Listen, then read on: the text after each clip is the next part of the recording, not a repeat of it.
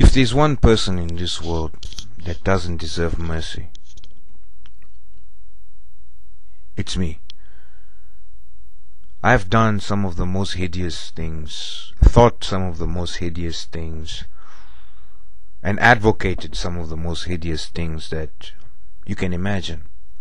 So hideous that I cannot mention them to corrupt your ears. You see, from adulteries and fornications to violence and all these other kinds of things, you see. And that's what the world exalts. So I was just a microcosm of the world, which I had received in my heart, you see, and started following it, you see. So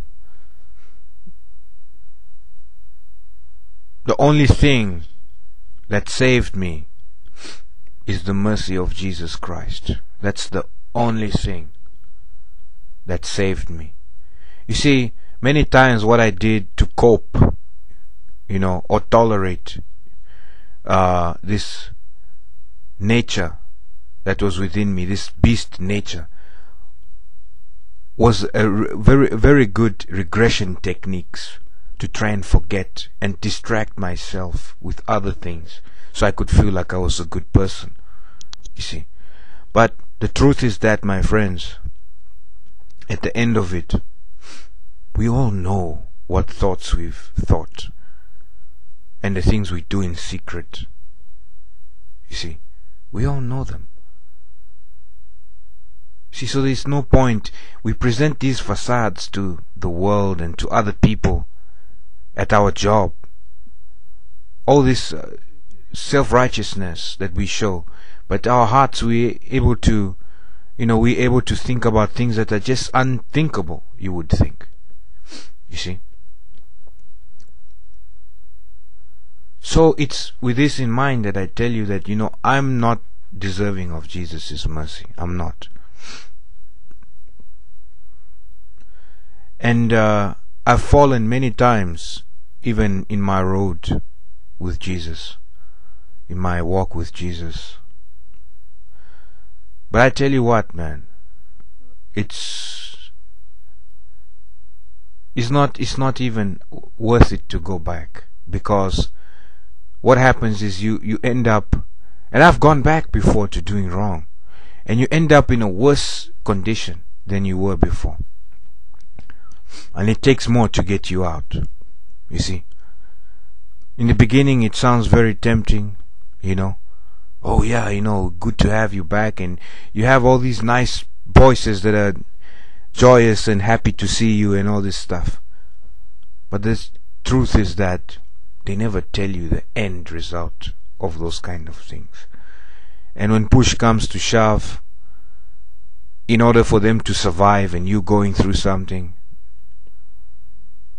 and you thought, man, but I thought you knew me, I thought you were my friend. And you say, you thought wrong. Because, see, at the end of it, human love is just not enough. It's not forgiving enough. It's not merciful enough.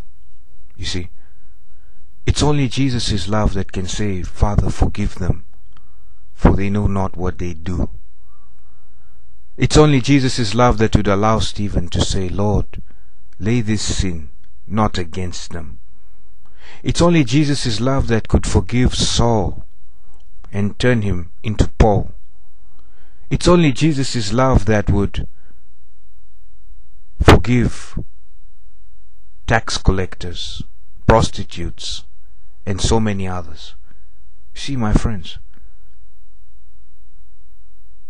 we don't have this ability, and we sit down in facades and distractions and vanity to distract ourselves. We keep the beast at bay, many people. The beast is kept at bay when we are following vain things and other distractions, and we go around thinking we're good people. But the truth is that it's just existence is like a Dr. Jekyll and Mr. Hyde. They cannot live without one another. You see, in order to overcome them both, you need the Spirit of God. You need Jesus Christ. You see, human goodness can easily be changed from temptation or from suffering. You see, human ability will not be able to overcome that temptation or suffering without the Spirit of God. It cannot. Because what is behind those temptations and suffering is not human in many cases. So you cannot overcome them. You need Jesus Christ to overcome. That's the only way. You cannot overcome the flesh and the thoughts of the flesh without Jesus Christ. How do you do that? If you fall and pick yourself up, go back to Him. Ask Him for mercy. See? And if you're on the right road, you're on the narrow path that's not many there, then you have to constantly be fed with the thoughts of Jesus Christ on a daily basis and strengthen your relationship. That doesn't mean you're not going to make mistakes and fall. No. It means that you have got to constantly go back to Him and pick yourself back up and go to Him and strengthen. When you know your weakness, you know what you have to overcome. If you don't see the weakness, you never knew you had to overcome it. See? So this is what it is, my friends. We've got to go to Jesus. And the path may seem lonely and desolate, but Jesus will never allow us to go through what we cannot handle. You see? And even when we mess up, fall miserably, the most miserable. See, Jesus can forgive if we truly go to Him with a repentant heart, with a broken and contrite spirit. You see?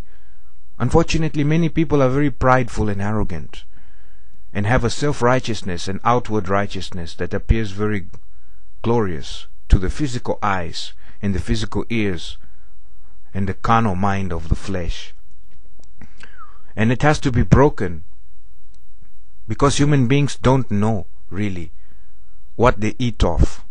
You see, and because they have this false peace, a peace that the world gives, that comes from all manner of things that they don't understand. The Romans had a saying, in Latin it says, si non vis pacem, para bellum, which means in English, if you don't accept our conditions of peace, then prepare for war. You see, Jesus said, I came to give peace, not as the world gives. Give I a peace that passes all understanding.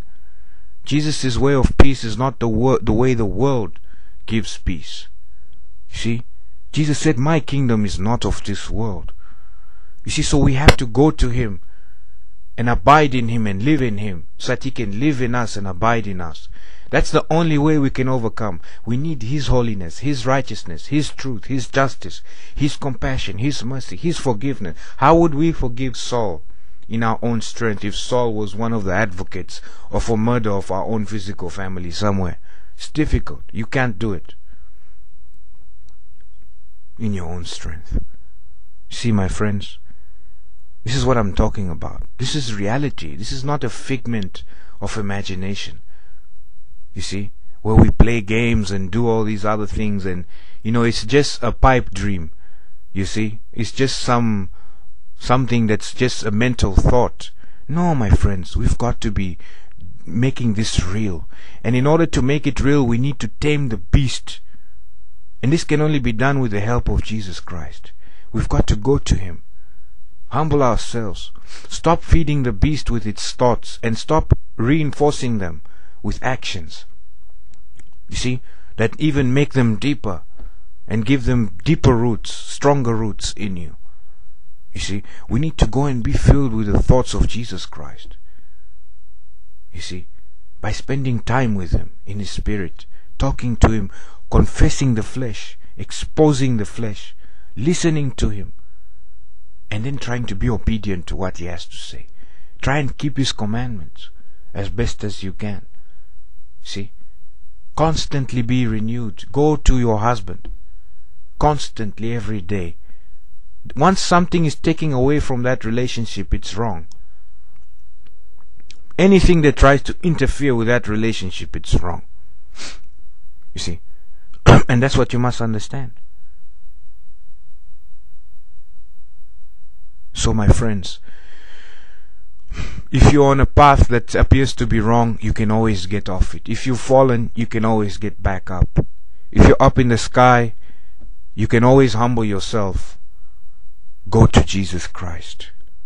He is the one that has overcome the flesh.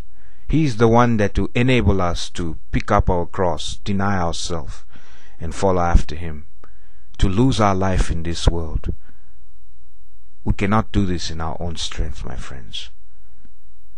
He is merciful.